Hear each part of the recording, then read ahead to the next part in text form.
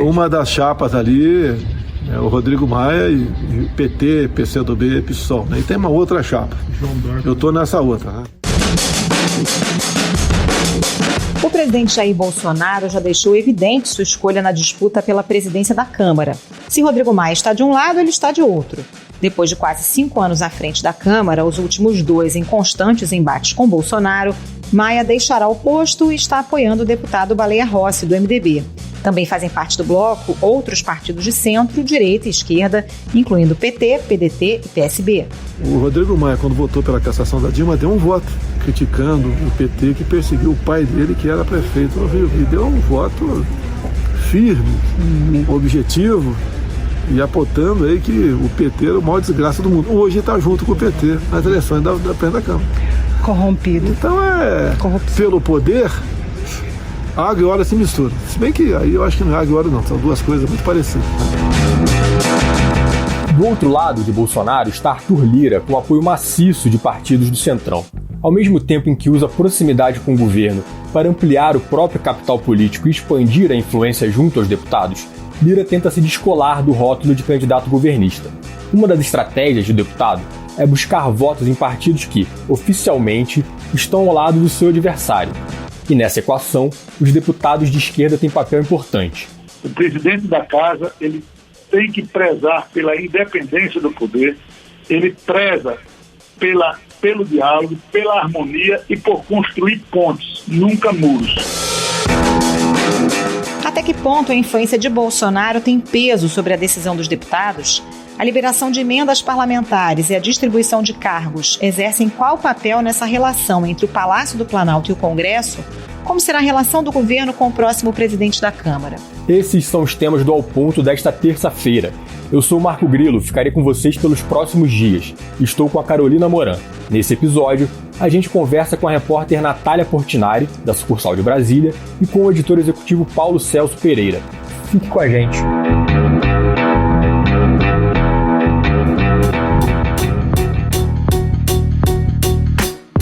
Natália Portinari, o presidente da Câmara, Rodrigo Maia, levou o tom, contra Jair Bolsonaro no fim de semana, chamou o presidente de covarde, mas, por outro lado, Arthur Lira, que é o candidato apoiado por Bolsonaro, tem dito que ambas as candidaturas para a presidência da Câmara são governistas, porque o MDB, do outro candidato, Baleia Rossi, ocupa lideranças do governo no Congresso, tem votado com o governo, Esse apoio ou oposição a Bolsonaro influenciam de fato a decisão dos parlamentares ou a questão é mais pragmática e leva em conta outros fatores? Olha, Carol, a gente precisa analisar o fator externo e o fator interno, dentro da Câmara dos Deputados. Existe nessa eleição, em maior ou menor grau, uma expectativa, tanto da campanha do Baleia Rossi quanto do Arthur, de que as redes sociais podem influenciar e pressionar os deputados. Mais do que ocorreu em eleições anteriores, de que essa possa ser uma eleição atípica por ter uma pressão popular, uma polarização em torno do Bolsonaro. Por outro lado, a campanha do Baleia sabe que esse desgaste do Rodrigo Maia com o governo não é bom para o candidato deles, porque os deputados não querem uma Câmara que tenha atrito com o governo, eles querem ter facilidade para liberar emendas, eles querem ter facilidade para continuar indicando cargos, então eles não querem ver um caminho obstruído. Então, grande parte da ideia da campanha é se dissociar do Rodrigo Maia para conseguir trazer para os deputados uma tranquilidade em relação a isso, e por outro lado, passar para a sociedade essa questão de que eles querem uma Câmara livre, independente, e frisar que a Câmara ela quer trabalhar de uma maneira independente do governo federal. Então, por isso falar tanto de vacinas, por exemplo, que é a questão que está opondo agora a sociedade, ao governo, uma questão premente. Então, trazer essas pautas como uma forma de pressão. A Câmara não pode ser submissa, porque se for submissa, ela não fiscaliza, ela não acompanha, não participa das questões que são importantes e do debate do nosso país. Já a campanha do Arthur Lira tenta resolver as questões de uma maneira mais analógica, talvez, menos digital, tentar com conversas individuais com os deputados, mostrar que o Arthur Lira é ponta firme, que ele vai ajudar não só os aliados dele mais imediatos, né, como também todos os deputados ali do baixo clero, que ele vai conseguir compartilhar de uma maneira equitativa, né, as benesses que ele possa eventualmente ter com acesso ao governo. Então essas são mais ou menos as duas estratégias em relação a isso. Natália, aproveitando esse gancho das emendas, queria te perguntar o seguinte: o Lira tem sido cobrado por aliados que têm reclamado que ele não está entregando tudo que ele prometeu junto ao governo, né, relacionado à liberação de recursos. Explica pra gente o que está acontecendo e se o governo está disposto, de fato, a atender todas essas demandas. Então, um dos principais ativos do Arthur Lira como candidato a presidente da Câmara é de ser uma pessoa que cumpre acordos. Ele tem essa fama de sempre cumprir com a palavra com os deputados. Você nunca vai ouvir de nenhum deputado nessa casa que eu fiz um acordo e não cumpri. Eu acertei alguma coisa no particular e não tornei público. Eu só faço os compromissos que eu posso honrar. E cuidadosamente, ali no final do ano, ele conversou com alguns parlamentares, não com todos, e fez promessas individuais de que ele conseguiria liberar algumas verbas federais nos ministérios. Isso através do relator do orçamento de 2020, que é o Domingos Neto, um aliado dele, um deputado, que, como relator, tem direito a comandar algumas liberações. Então, Arthur e Domingos Neto comandaram ali uma tratativa com alguns deputados, mas não conseguiram entregar tudo que eles prometeram. Pelas pessoas que eu conversei, me contaram que estava faltando uma parte, ou que sequer foi entregue. Então, existe uma insatisfação em relação a isso. Isso, para o Arthur, é perigosíssimo, porque, na realidade, o que ele tem para entregar como o principal ativo mesmo da candidatura dele é essa capacidade de cumprir os acordos. Então, agora vai continuar havendo uma cobrança dos deputados para ter mais liberações do governo, para que o Arthur possa fazer um gesto antes da eleição de que ele vai conseguir fazer com que o governo abra o cofre ali para os parlamentares. Em relação a cargos, o governo está um pouco mais cauteloso, porque quando a gente fala de cargo, a gente sempre fala de tirar o cargo de alguém para botar o cargo de outra pessoa, porque o indicado ele sempre já é de alguém, né, nesses cargos nos estados, nas autarquias, nas diretorias, etc. Então, o governo ele tem muito cuidado com isso, porque o voto é secreto, então você tira o cargo de alguém, você não sabe para quem você vai dar depois se você perder um voto. Então, isso talvez ande de uma maneira um pouco mais vagarosa.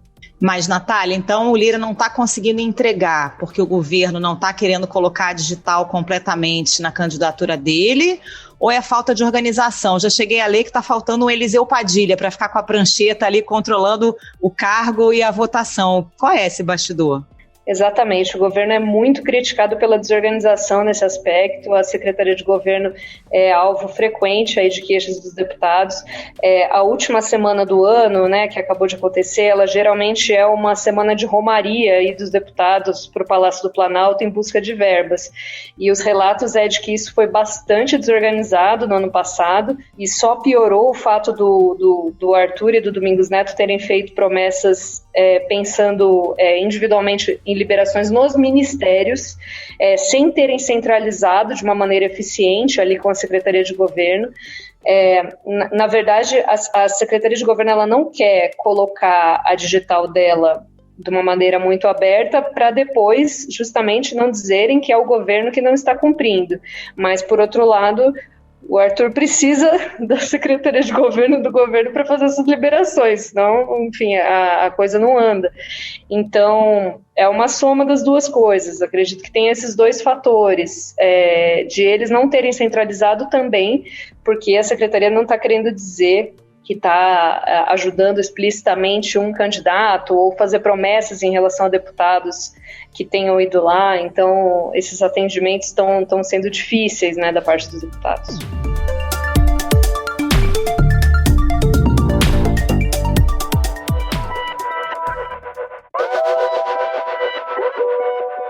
O Rodrigo Maia afastou alguns comissionados que ocupavam cargos, comissionados que eram ligados ao Lira. Natália, que cargos são esses e como é que isso está funcionando na Câmara nesse momento? Tem algum impacto nas negociações daqui para frente? Então, vamos lá. A Câmara dos Deputados ela tem 1.700 cargos de natureza especial, né, que são cargos comissionados com salários que vão até R$15 mil. E esses cargos eles são usados pelos deputados para terem uma estrutura nos seus gabinetes e tudo mais, e eles são distribuídos de acordo com um acordo político entre os líderes. Então, quando tem uma eleição da mesa diretora, cada cargo da mesa diretora tem direito a algumas dezenas desses cargos. O presidente mesmo tem direito a cerca de 200 cargos, que são exclusivamente dele. E ele pode ceder. Então, o Rodrigo Maia hoje tem pessoas que ele nomeou nessa cota dele, desses cargos, que estão em gabinetes de deputados, que estão em gabinetes de lideranças de partidos aliados a ele. Só que essa distribuição ela foi feita lá em 2019, na outra eleição. Agora a gente vai ter uma nova distribuição, né, de acordo com as novas pessoas que forem eleitas na mesa diretora. Então, os aliados do Maia dizem que isso é natural, haver mudanças antes da eleição, que as pessoas que tinham sido indicadas pelo PP, pelo PL, por exemplo, que não estão mais com o bloco agora do Baleia e do Maia, naturalmente não vão continuar com esses cargos, que, enfim, isso é uma coisa da vida, né? O indicado político, ele é trocado conforme a disposição política. Por outro lado, o Arthur Lira já usou isso hoje para dizer que o Rodrigo Maia está fazendo fisiologismo. Você tem o tempo todo a notícia dizendo que o governo A trabalha para deputado A, que o governo A trabalha para senador B. A gente não viu fatos ainda dessa natureza. Vocês não têm notícia disso. Perseguição, patrulhamento, né? Então isso não é Câmara Livre. Isso é uma troca clara de ideologia por espaço político, fisiologismo. Que é uma maneira de tentar desmontar essa estratégia da campanha do Baleia e do Maia, de mostrar para a sociedade que eles são independentes, que eles são certinhos, e a turma do Arthur Lira é a turma do toma lá da cá, né? Para dizer claramente. Essa é a estratégia do Maia, ele quer passar isso para a sociedade. O Arthur está usando isso para desconstruir essa imagem. Não há nenhum compromisso da nossa parte de receber apoio para aprovar impeachment, porque impeachment é o extremo do extremo do extremo garantido pela Constituição. Natália, o deputado Baleia Rossi já disse que não tem compromisso com a abertura de processos de impeachment contra o presidente Jair Bolsonaro, o que chegou a causar mal-estar com o PT. Existe risco de racha nesse apoio da oposição a Rossi? E de que forma ele agora vai ter que alinhar o discurso para agradar os partidos de esquerda sem desagradar os partidos de centro-direita que também o apoiam? O Baleia Rossi está numa situação muito complicada, por incluir partidos que vão desde a esquerda, né, o PT, que prega abertamente que deve ser aberto o processo de impeachment, até você tem deputados como Kim Kataguiri, do MBL, né, no mesmo bloco. Então, em termos ideológicos, isso pode ficar muito complexo para ele conseguir se equilibrar em termos de discurso. O que aconteceu em relação a essa fala do Baleia é que o PT sentiu a necessidade de dar uma resposta para os seus eleitores, porque a base do PT cobra o PT em relação a uma oposição frontal ao governo. Isso foi uma oportunidade ali até para deputados que não eram a favor de aderir imediatamente à candidatura do Baleia, dizerem, olha, tá vendo, a gente avisou, não era para ter apoiado esse cara, isso daí é MDB, eles são de direita, a gente é outra coisa. Eles vão continuar tensionando, o risco de racha é muito baixo, o risco dos partidos de esquerda voltarem atrás a essa altura do campeonato é muito pequeno, porque eles têm assentos garantidos na mesa, né? O PT provavelmente vai ficar com a vice-presidência ou com a primeira secretaria, né? Que, como a gente conversou antes, são cargos que dão direito a muitos cargos comissionados, são cargos bastante visados aí pelos deputados, então é bastante provável que o PT desembarque. Agora, existem partidos em que o Arthur Lira está tendo mais entrada, que estão sob um risco um pouco maior, como o PSB e o PDT. No PSB e no PDT a situação é mais crítica, e a depender de como se desenvolver ali dentro da bancada, existe até um risco de eles abandonarem formalmente o bloco, mas que também não é muito grande a essa altura, porque o quadro já está bastante definido. Mas existem deputados em maioria ali no PSB, está a 16 a 15, por exemplo, no PSB, a favor de ficar no bloco do Baleia. Então, é um equilíbrio bem tênue. Mas, de qualquer maneira, são 16 a 15. Então, por enquanto, esse é o cenário.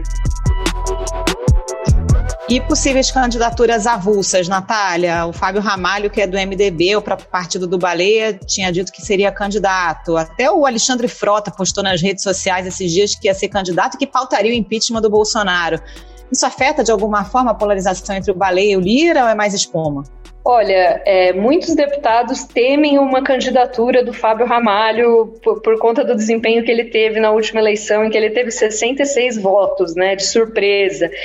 O Fábio Ramalho, ele é uma figura bastante interessante porque ele é uma espécie de rei do baixo clero ali. Ele oferece mega jantares com comida mineira. Ele é uma figura assim muito carismática e as pessoas adoram ele, assim. Então é muito provável que ele consiga parte dos votos. Quem é especialmente afeito da campanha dele é o próprio Arthur Lira, que quer que ele consiga rachar as bancadas para conseguir chegar num segundo turno. Agora, de resto, o Capitão Augusto deve ser um candidato nanico, com pouca representatividade, até porque os interesses aí da bancada de segurança pública estão bem representados pelo Arthur Lira, né, que é aliado do governo, está se colocando como alguém disposto a bancar uma pauta conservadora. O PP tem um histórico, né, de partido conservador, ruralista, então acho que em termos de aderência, o Capitão Augusto vai ficar para trás. Alexandre Frota, também não temos grandes expectativas para a candidatura dele. Vamos ver aí, né, se ele consegue conquistar um pouco de apoio. Natália Portinari, obrigada pela participação aqui com a gente. Até a próxima. Tchau, Natália. Obrigado pela participação. Muito obrigada. Até a próxima.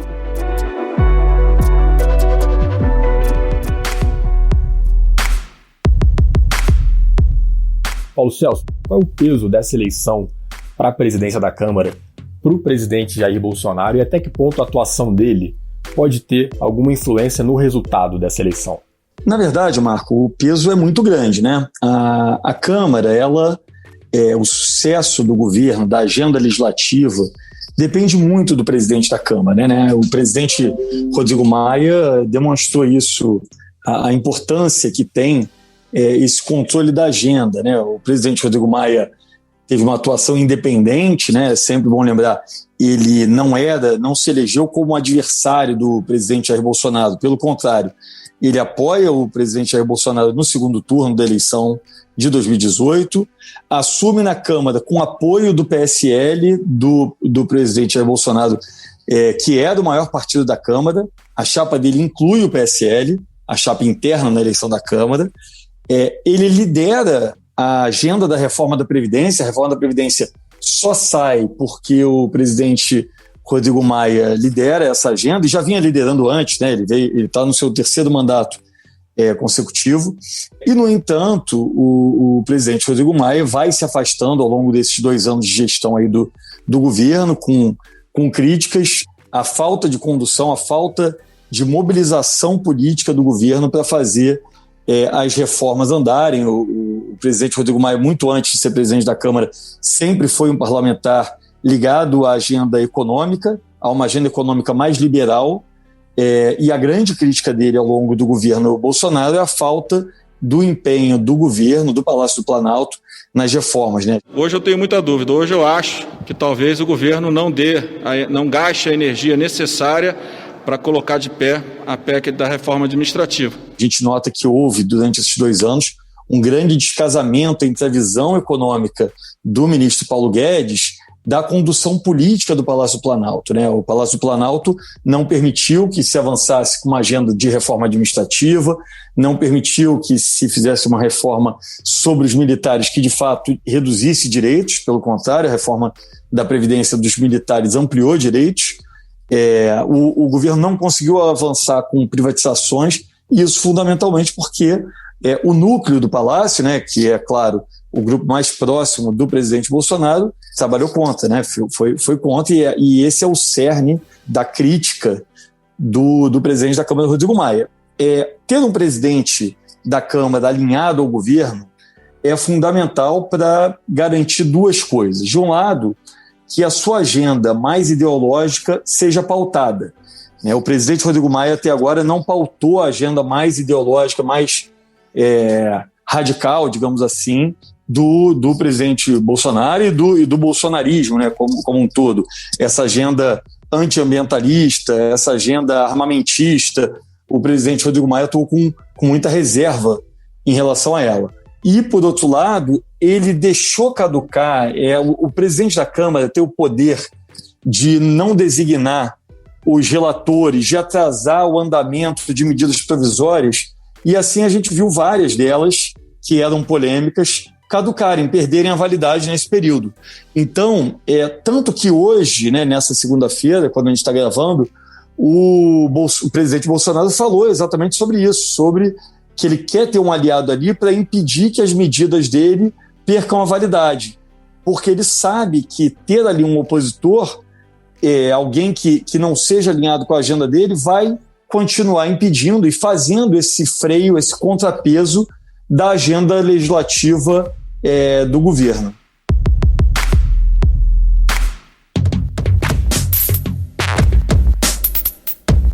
PC, na eleição municipal de 2020, o Bolsonaro evitou fazer campanha, pediu votos apenas para alguns candidatos, mas mesmo assim a leitura foi a de derrota do presidente nas urnas.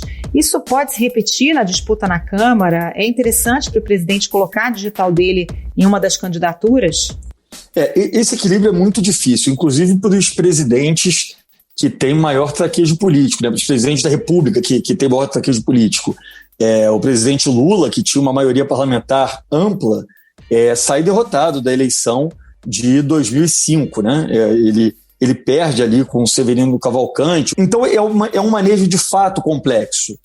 Só que há uma diferença. O presidente Lula, quando ele perde essa eleição, ele perde a eleição, quer dizer, o candidato do PT sai derrotado, mas quem vence é o candidato de um partido aliado a ele.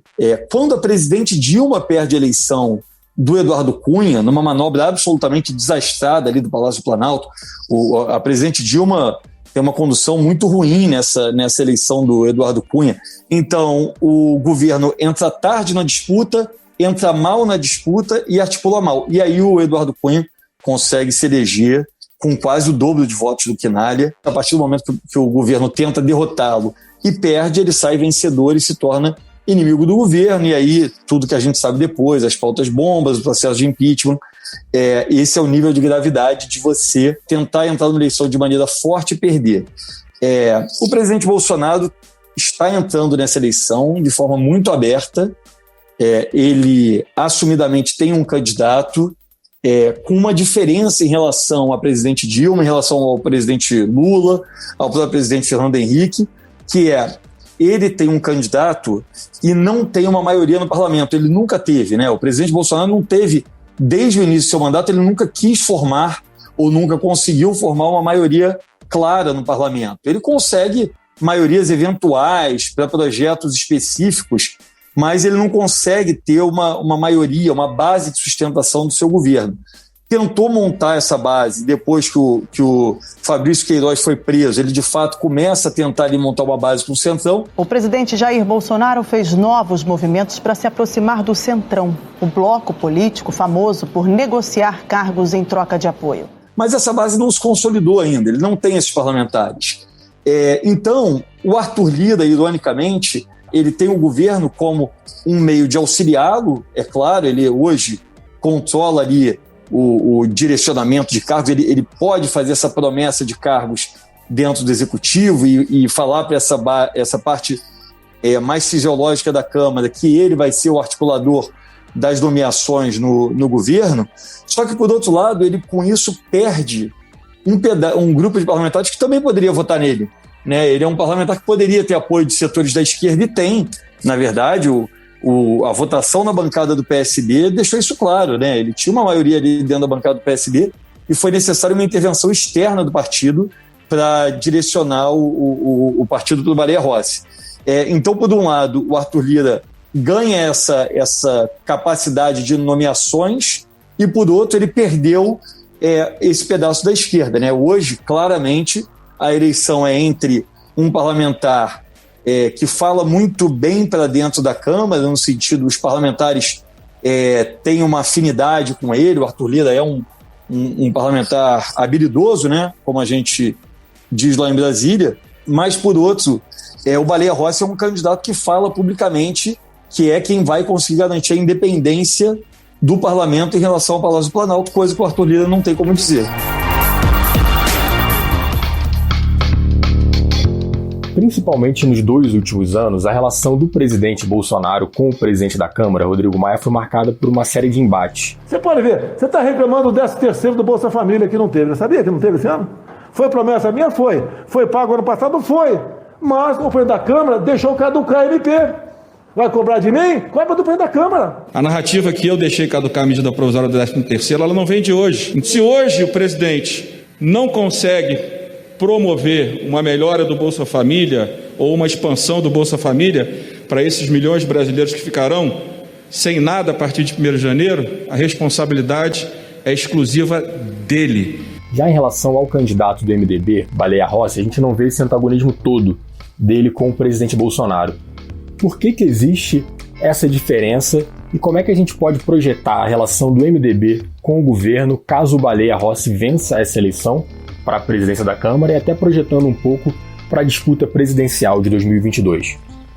Ela é diferente, primeiro porque as personalidades são diferentes e a história que cada um viveu é diferente, né? O Rodrigo Maia foi muito atacado e é visivelmente muito magoado com o nível de ataques que sofreu da base bolsonarista, especialmente nas redes sociais, ataques que, inclusive, do âmbito privado. Então, e ele se ressente muito disso, até por ter liderado a principal agenda parlamentar que o governo teve, que foi a reforma da Previdência. Então, tem esse lado de uma mágoa pessoal ali. Então tem esse lado. E por outro, de personalidade mesmo. O Baleia Rossi, a gente, inclusive nesse domingo no Globo, a gente publicou um perfil do Baleia Rossi e ali muitas pessoas falam, né, da semelhança dele com o Michel Temer.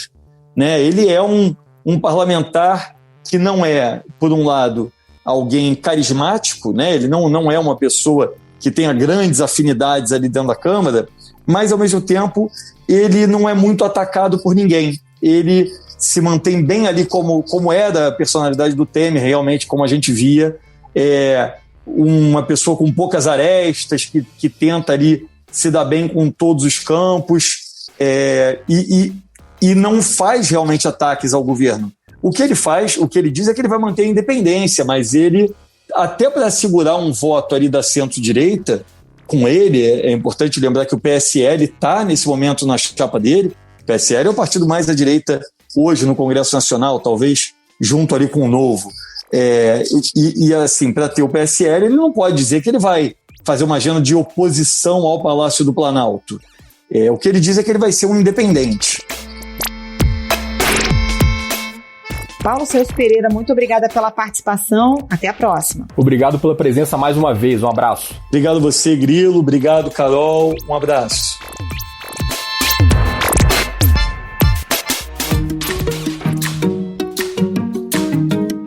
Esse foi o Ponto de Hoje, o podcast diário da redação do Globo. Nessa conversa a gente conta com a participação de toda a equipe do jornal, as mesmas pessoas que levam até você informação e análise de qualidade todos os dias. Quer saber mais? Assine o Globo. Acesse assineoglobo.com.br e confira todas as notícias e reportagens especiais.